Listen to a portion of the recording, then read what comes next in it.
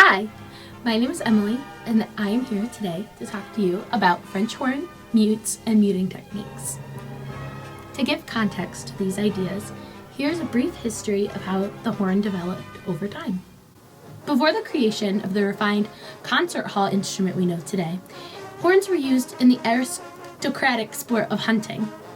Known as the corde de chasse, hunting horns were played by hunters to signal and communicate to their companions across great distances. Because of the physics of these hunting horns, they were limited to one key, and horn players could only play the notes of the natural harmonic series. As time progressed, people of nobility took a liking to these instruments, and musicians started to think, how can we turn this crass hunting tool into a beautiful, versatile instrument? Bohemian virtuoso hornist in the court of Dresden, Anton Hampel, is generally credited with developing and teaching the pivotal technique to the development of the horn. By manipulating the right hand inside the bell of the horn, he could play tones other than the natural harmonics, thus filling in the gaps between the notes of the harmonic series. Now, horn players had the ability to play every note of the chromatic scale.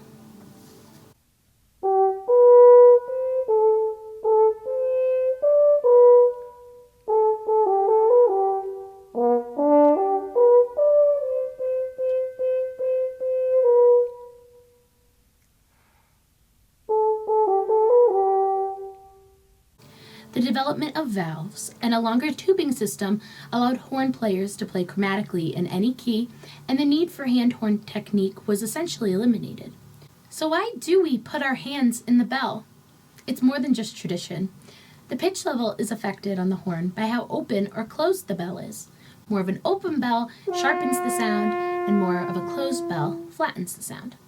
Fun fact: modern horns are actually built a quarter tone sharp, so that when the hand is inserted into the bell, the pitch is corrected to equal temperament. In horn music, there is a frequently called for extended technique called stopping. Passages for stopped horn occur in nearly every genre of music for the instrument, from solos and chamber music to orchestra and wind band.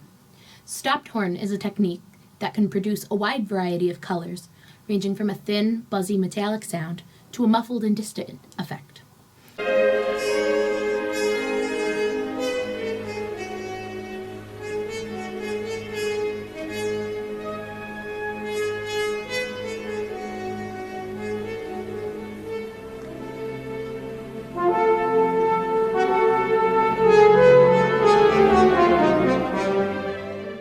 In music notation, a plus sign indicates to start playing stopped, and an O, or the word open, means return to regular, unstopped horn. For a horn player to play stopped with their hand, the horn player must take the hand that typically sits in the bell and cup their fingers up around the opening of the bell, essentially keeping sound from freely leaving the bell. When the hand is in the correct position, the stopped sound will sound buzzy, compressed, and nasal.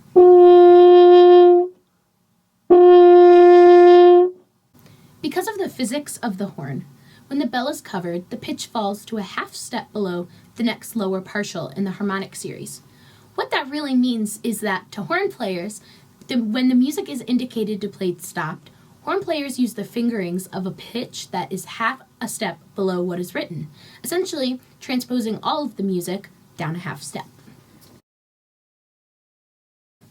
What is a mute? A mute is a device fitted to a musical instrument to alter the sound produced. Although they're called mutes, the purpose is to change the color or timbre of the sound, not to actually make the sound quieter. Another option that horn players have when music calls for stopped horn is to play with a mute. As with many techniques and tools, there are advantages and disadvantages to playing stopped passages with a mute over the hand. One disadvantage is that the player can't tune notes as easily as one can do with a small shift of the hand while hand muting. Also, the player needs physical time to take the mute in and out, and in fast passages, this can become a logistical challenge. When playing stopped in the low register of the horn, however, the stop mute can be especially helpful, as it's hard to play stopped with the hand that low.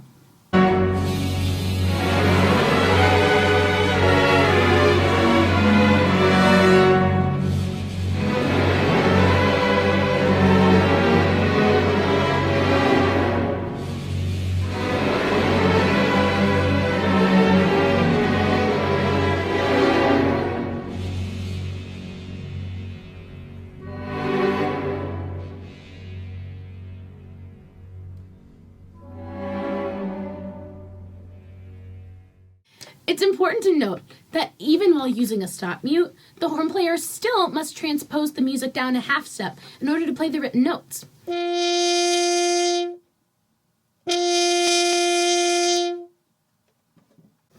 The horn is a versatile instrument with a rich history, and extended techniques of stopping and muting only open more doors of possibility for what sounds the horn player can achieve. Thank you for watching, and happy muting!